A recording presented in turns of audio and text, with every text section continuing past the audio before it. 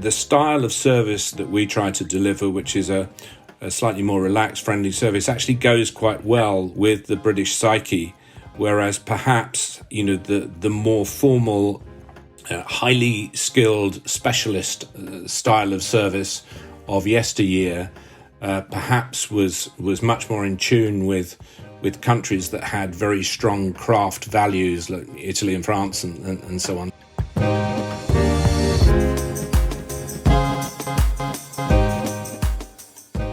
That was Robin Hutson, chairman of the Pig Hotels, explaining to me how a more casual approach to service in his group of boutique hotels naturally aligns with the attitudes and diversity of the British psyche. I'm Carla Buzasi, CEO of WGSN, and you're listening to Create Tomorrow, the WGSN podcast. This week, I'm joined by travel trailblazer Robin Hutson, OBE, chairman of the Pig Hotels, sustainability champion, and officially the UK's second most powerful hotelier. This interview was a personal favourite for me, as I'm a huge fan of Robin's and a regular at the Pig restaurant with rooms that's just down the road from where I live.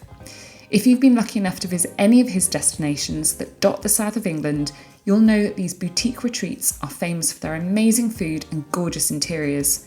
But there's a lot more to their success than what they look like. Robin was a delight to speak to, and there's something for every creative who's passionate about the environment, community, and making a difference in what Robin had to tell me.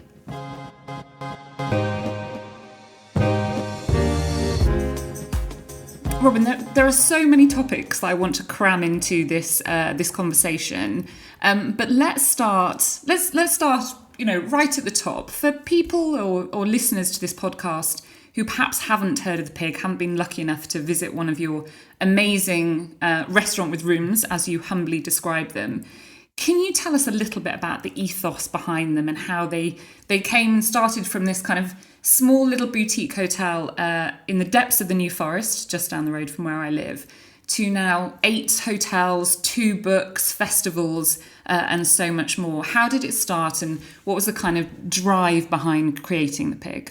I think really you have to cast your mind back just a little bit to perhaps the previous heyday of country house hotels, which was back in the 1980s and 90s, and then rather a lot of them came to an untimely end. And I think that was because the mood was changing amongst the travelling and dining public into a much more casual, relaxed sort of environment, whereas the country house hotels of the day were still rather formal, rather grand places. And perhaps they were out of sync with what was actually happening on the high streets, if you like. So when I first saw Whitley Ridge Hotel, as it was then called, back in 2010, I was looking around it and sort of distinctly unimpressed. Really, it was quite tatty. It had 16 bedrooms, but it had some stable yard rooms that were not developed and were not in sort of operation. But it had a kitchen garden, and the kitchen garden was supporting 3 carrots and some weeds at the time. But I did think, there could be something in this to really bring this to the fore.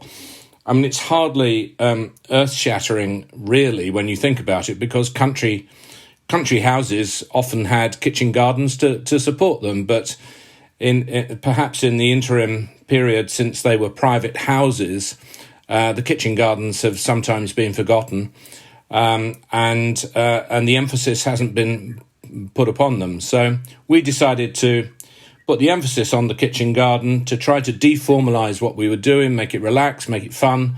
I'm sure you're going to ask me, how did you come up with the name of the Pig? Everyone does. Well, I'm going to have to... I actually know the answer to this, but only that's because I've read your first book. I haven't read the second, but I know the answer to this. But yes, when I said to people that I was speaking to you today, lots of people, many of whom have visited many of the pigs, did say, why did they call it that? But it's become... Well, it's easy to remember, right? But tell everyone how you came up with it. I mean, it's quite simply, we wanted to bring, as I say, the kitchen garden to the fore, so we wanted to give it a kind of agricultural connotation, I suppose.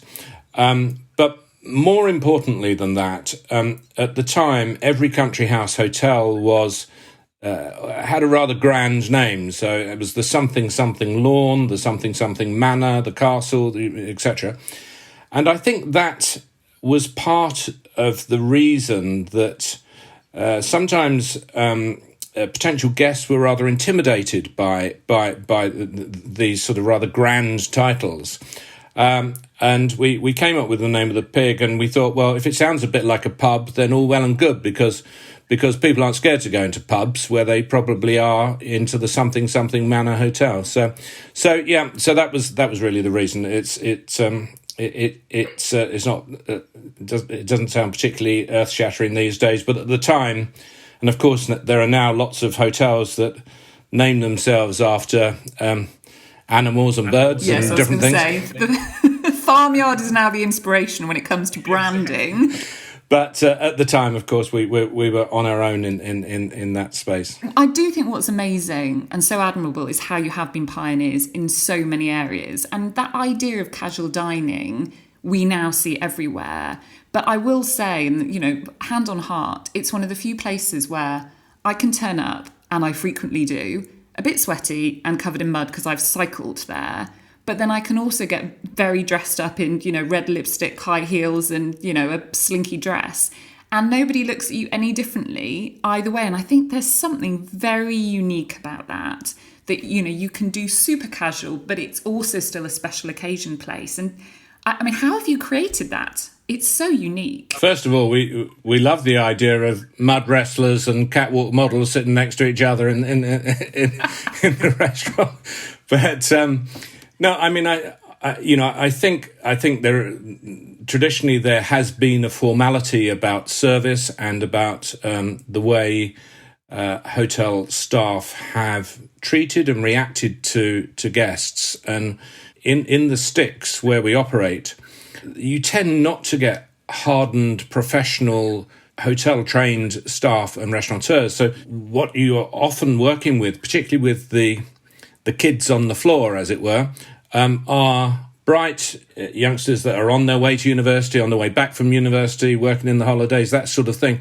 And actually, they're super intelligent, they're bright and bushy-tailed, and, you can actually work with that to create a very relaxed style of service. The trick, of course, is to make sure it's halfway efficient and well-trained as well. But they don't need to know how to fillet 20 different fish at the side of the table. They need to be friendly and actually they need to know their product, yes, but they need to be people. And to be honest, it comes down to not much more than nice people give nice service. So let's actually, I was going to come up with another question, but I'm just going to stick with that for a second. So as mentioned, I live in the New Forest. And as someone who grew up in the countryside, not in the New Forest, I do know how long it can take for villages and local communities to accept you. And we have a pub down the road, which shall remain nameless. We've stopped going now because we would go every weekend. And every weekend I would say, can I have a bottle of the Côte de Provence Rosé? And every weekend, the same person would say to me, oh, we don't have any Provence Rosé. I was like, no, I know you do because I ordered it last weekend. No, we don't. It's this number on the menu. Oh, right. Oh, yes, we do. I'll go and check. I don't think we've got any in stock. And I just thought, but I'm here all the time and there was no recognition. Whereas when I go into the pig, well, they know exactly who I am. And that might be because you've got a very clever system which recognise my name. I don't really care. It makes me feel good if I go in there. Now, your pigs are destinations, but you've clearly done a lot of work to make sure the local community also embraces that. And again, that might now seem like something, it's in the checkbook, in the guidebook if you're opening a local community. But I think it was quite unique when you were starting with this venture as well. Was that deliberate? Did you realise you were going to need to get the kind of locals on side? Or has it just been a great byproduct because it means they're eating in your restaurants even if they're not staying in your rooms? I think it's all of those things. We were always conscious that in the countryside, the communities are, they're probably wary of some, newcomers and certainly new activities in the area. I wasn't really a newcomer to the New Forest. I've been kicking around in hospitality down here for a good number of years, but nevertheless, it can be down to how you treat your absolute immediate neighbours during the construction period of a hotel. We're forever looking for opportunities to treat and surprise our neighbours. So whether it's we take them a box of eggs because we've got a lot of eggs that day, or in lockdown we were taking around vegetable boxes to them and that sort of thing, inviting them to our festivals. So that they're enthusiastic about the festivals rather than being disturbed by them.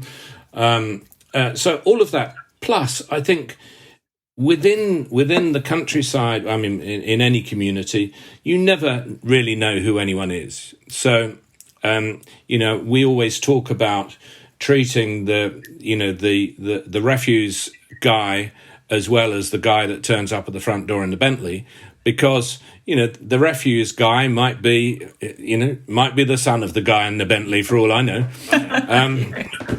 But apart from being, we like to try to be kind and considerate employers and partners with people that we deal with. There is absolutely no reason why anyone within our team should treat any person we come into contact with anything less than respect and care, really. So that's just part of the ethos. I'm Carla Buzasi, CEO of WGSN, and you're listening to Create Tomorrow. I'm talking with Robin Hutson, Chairman of the Pig Hotels.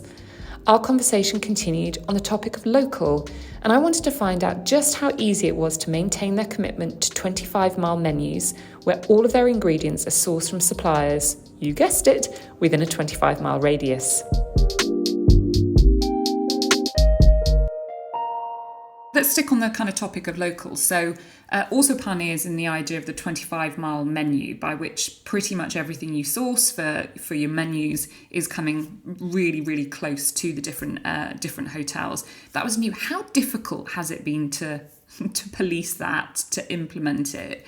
And is it a problem when it comes to consistency, or do you have kind of gaps in seasons, or is it actually, it's still a calling card, it's still all over your kind of marketing collateral. Presumably that was there right from the start as well. Yeah, I mean, we actually, when we started, we tried to do it in 15 miles, but that really didn't work. It was just a little too ambitious, and some areas are easier than others. So, for instance, the Pig near Bath, which is somewhat landlocked south of Bristol and Bath, it's impossible to buy fish from within 25 miles. And we've tried. There are no day boats in the Bristol Channel and so on and so forth. So we have to go a little further afield. But I think if you start with the intent, actually the head chefs who are responsible for a lot of that sourcing, they get quite a kick out of finding the new artisan, producer, supplier, creator of different foodstuffs. And of course now we also have been champions of the English wine scene for a long time. We started suppressing champagne in favour of English sparkling wine back in 2014, and whilst everyone is now sort of on the bandwagon with that, we've sold tens of thousands of bottles and are good friends with the English wine scene. You're the reason that on the sometimes when I get to travel in a nice class of airline, that when I get on I say, can I have a glass of Hambledon rather than a glass of champagne? And you're literally the only person. But it's also really clever because then they have to open a bottle, which means basically you've got that for the entire flight. But yes, you have definitely turned my taste buds that way. Well, I just think there's no doubt that the product is absolutely on par with champagne, and if we feel that we can be supporting great enterprise in this country at the same time as serving great product, then why would you do anything else, really? I mean, it's it's something that we get a kick out of, really. And as I say, the chefs and the wine team are always coming to us with, have you tried this? Look what I found the other day, and so on and so forth. So it becomes quite competitive even between our own hotels. Who's got what, as it were, and what the latest. Because all the lists are pretty much different, right? It's not this is the pig wine menu, and you're going to have that in any of the ones that you might turn up at. I'm a great believer that if you want really serious people to cook in your kitchens and to look after your wines and look after your bars, then you need to give them some autonomy. So we have some constraints around it. So and some ideals behind it. But there's a lot of freedom for them to build their own list, something that they're proud of, and something that they can enthuse about to the customer. We talk about the price points and the number of references and the broad makeup, and we have one or two preferred wine merchants and so on. But outside of that, it's up to them really to discover. And I love it when they sort of build their own areas of speciality. Actually, you're very personally passionate about wine, aren't you? And I was loving reading in the book about pairing amazing wines but with very kind of normal food. So beans on toast with a particularly beautiful wine. Now, I'm not going to be able to remember any of them. Are there any you could give to listeners that they should go out and think about next time they're making just a humble sandwich or something? Well, I think everyone has perhaps a different price comfort point when they're buying wine, and for some people a special bottle of wine will be a £20 bottle of wine, and for some people it'll be a £200 bottle of wine. So it's I think there are moments to push the boat as far as your particular boat will go. But certainly in our household, if we don't spend very much time in our house. We're always out and about, and we're in the hotels, and we travel around quite a lot. But if we are at home on a Saturday evening, then we usually we go and buy butcher's sausages, the best we can find locally, and we're always on the search for the latest perfect sausage, and some salad. And we put our feet up in front of the television, and then I go and open something completely outrageous with it. And I love things like top Californian Cabernet and so on. Sausage and mustard with top Californian Cabernet with the feet up in front of the box is my idea of bliss. That's a Saturday night with the Hutsons. I love that. Absolutely. This is Create Tomorrow, the WGSN podcast. You're listening to a conversation between myself and Chairman of the Pig Hotels, Robin Hutson. For anyone who has visited one of Robin's hotels, you will, I'm sure, be struck by the attention to detail in the interiors of the buildings.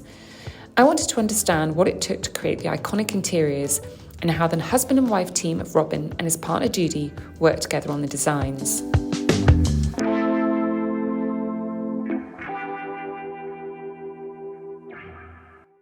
Now, while we're on the Hutsons, let's talk about the design of the hotels, which are pretty much all done by your wife. Yeah, we sort of do it together. Yes, Judy absolutely does the lion's share of it, and particularly, the colours, the fabrics, the furnishings, and that sort of thing. When it comes to the projects, I tend to do the hard finishes and the bathrooms and that sort of thing. So we work together, and then we spend our lives collecting tat from antique shops that we think will look good in the hotels. Again, but kind of the impact that you've had much wider than just the hotels in terms of how people accessorise their homes. And obviously we're going through this real interesting time when it comes to home interiors because everyone has spent so much more time at home and the kind of changing consumer spending habits as a consequence. And there is something, again, very accessible but very aspirational about the pig interiors, which is this beautiful mix of the kind of antiques and things like that and how it's all put together, which is always one of those ones that looks very easy but that can be quite hard to recreate. So what's the secret in there? What can people take from that they can put in their own homes? Well, I think honestly, we buy things we like, and then we try to put them together. Obviously, when you are putting together a hotel, you have the luxury of buying lots of bits and pieces that you don't necessarily know where they're all going at the moment you buy them. But I suppose you buy them with the same set of eyes, so for a new hotel, we might buy 30 desk mirrors from all sorts of places up and down the country or wherever. But they will all conform to some sort of style that Judy and I have, kind of worked up together, I suppose. We don't really talk about it too much, but I suppose our taste has morphed into one, and we can, each of us can choose a piece of furniture or an item, and the other will almost certainly agree that that's the right thing. Or if not, there are so many other that you always bought that they can hide and we can. something. There are a few items at the back of the storerooms that we've brought out for successive projects, and we think, no, it's going back. I don't know why we just don't get rid of them, frankly, but. They don't make the cut on successive occasions. But I think the other part of using antiques, of course, it's the ultimate sustainability upcycling story anyway.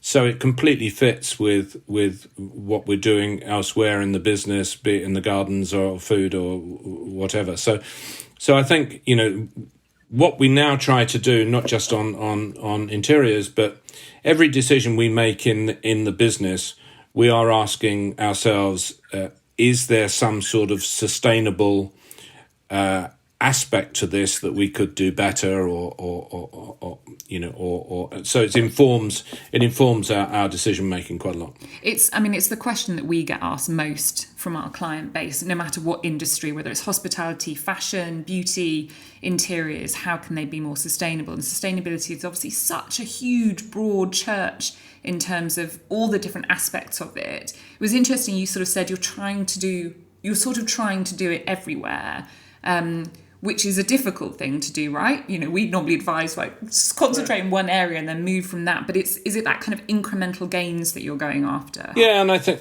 we certainly feel that, some sort of sustainable utopia, that surrounding our business is a really difficult thing to ultimately achieve, because, you do one thing and it has a knock-on effect with something else. But, for instance, you mentioned our second book. The first book, we didn't really kind of know what we were doing at all. This was 3 years ago, and so it was published by Octopus, and they advised us, on where it should be printed and created and so on. So of course it was printed in China, and as most books are. And when it came to the second book, we started talking about this, and it always niggled me that the bloody book was printed in China, and I worked out that, I don't know how many 15,000 books, equate to, but whatever the tonnage, it had traveled 10,000 kilometers or something, to this tonnage, and it was so against what we stand for and everything else we do. So this time we self-published, and the paper is made in Scotland from sustainable sources, and it was printed in Sussex, and I'm really proud and happy about that, because it just feels that it's so much. It sits with our ethos, and we saved 10,000 kilometers of fuel and activity surrounding that one small item, heavy item, that was really that felt really good to have achieved. So that's one just tiny decision that actually we made, and we do lots of other things that are terrible, I'm sure, but you just have to keep trying, I think.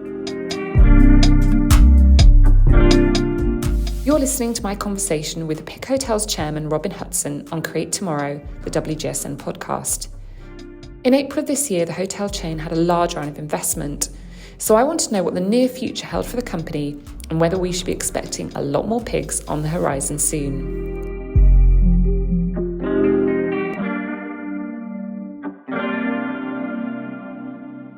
Now, you're talking to a person who runs a trend forecasting company, and we're always looking into what's next. You've just had a big round of investment, and lots of the headlines that went alongside that were about the idea that there would be more pigs coming. What can you tell us on the future? What's the future for the pig group?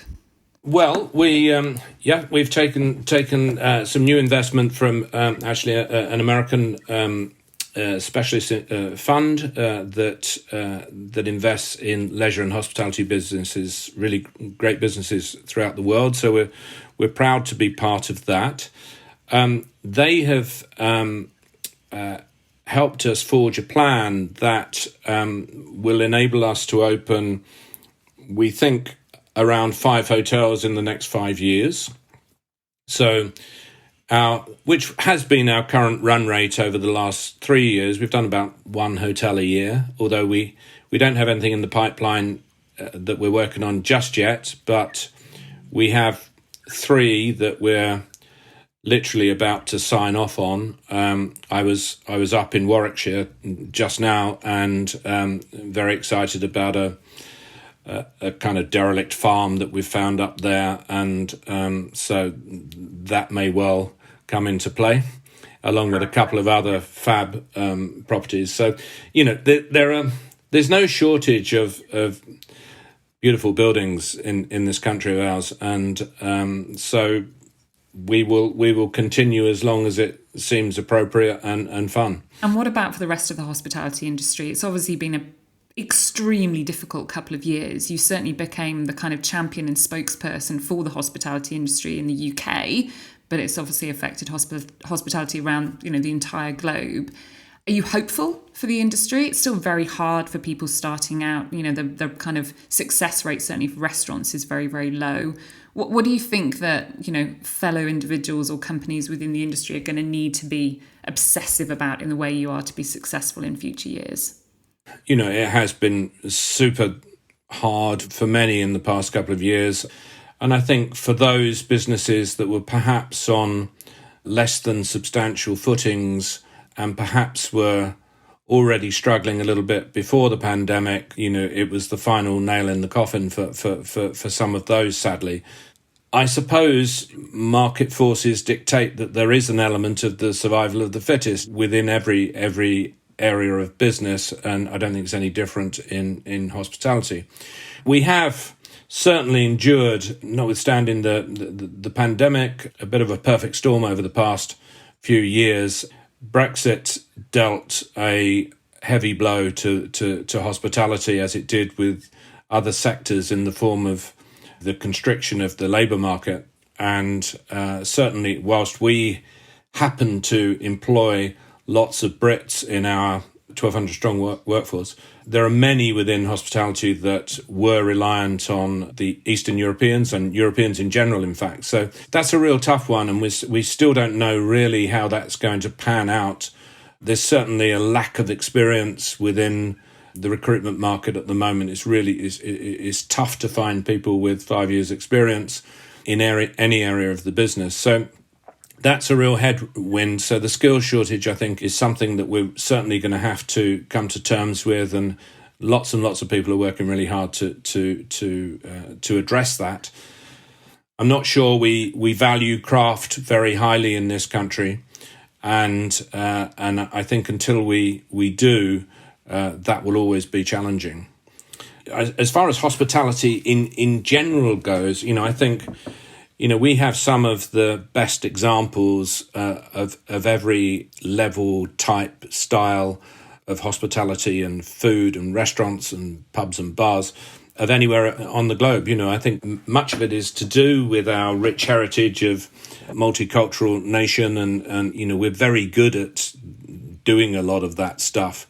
And I think the current sort of period the style of service that we try to deliver, which is a slightly more relaxed, friendly service, actually goes quite well with the British psyche, whereas perhaps, the more formal, highly skilled specialist style of service of yesteryear perhaps was much more in tune with countries that had very strong craft values, like Italy and France and so on. So I think, it's kind of slightly playing into our hands at the moment to be a world leader in hospitality. And part of what I've been banging on about for the last couple of years is to try to convince the politicians that we're an industry that this country should be super proud of.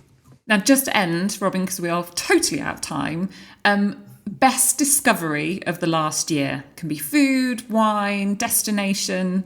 I'm a very keen fly fisherman, and I've discovered in recent years saltwater fly fishing, and I was lucky enough to go to the Seychelles to an island called Alphonse, which I just adored, and I can't wait to get back there for all sorts of reasons, but the fishing was epic. On a more localised level, my very good friend Nick Jones, who runs Soho House, he and I went for supper the other day in Charlotte Street in London to a little restaurant that is Nuno Mendes' new restaurant. It's called Lisabetta. Maybe you don't pronounce it exactly like that, but anyway, it's Portuguese Elizabeth, I guess. Anyway, fabulous restaurant, and really loved it. Right, it's going on the list. I'm back in London next week, so thank you very much. Robin, thank you so much for your time. It's been an absolute pleasure chatting to you.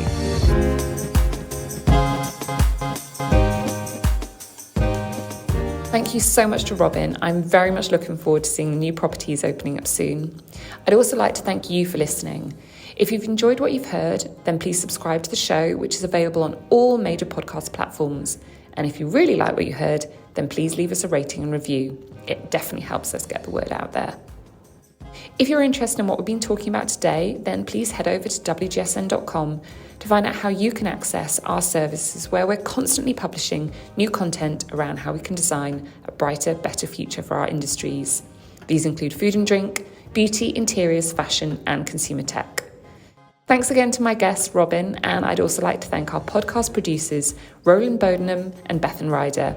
And thank you again for listening.